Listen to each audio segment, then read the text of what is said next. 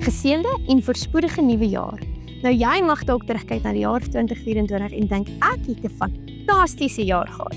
En is belangrik dat ons altyd in dankbaarheid teenoor God moet terugkyk na die jaar wat verby is, want dit is sy genade wat ons tot hier gebring het.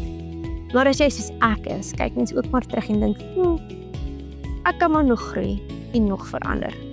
Ek moet aan my meer vrees of uithou vermoë werk of leer hoe om 'n situasie beter te hanteer.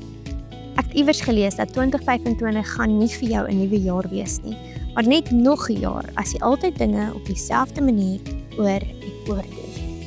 Gelukkig sê die skrif, daarom as iemand in Christus is hy 'n nuwe skepsel. Die ou dinge het verbygegaan, kyk, dit het alles nuut geword. Jy is in Jesus, nuut van binne en buite, en jou aksies en manier van dinge doen kan ook nuut wees.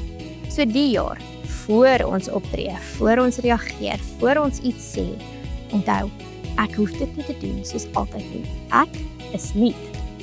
Ek is met Jesus Christus gekruisig. Ek leef nie meer nie, maar Christus leef in my.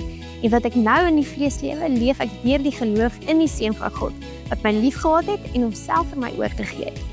Ek doen dit nie meer soos ek nie, maar soos Jesus wat in my woon.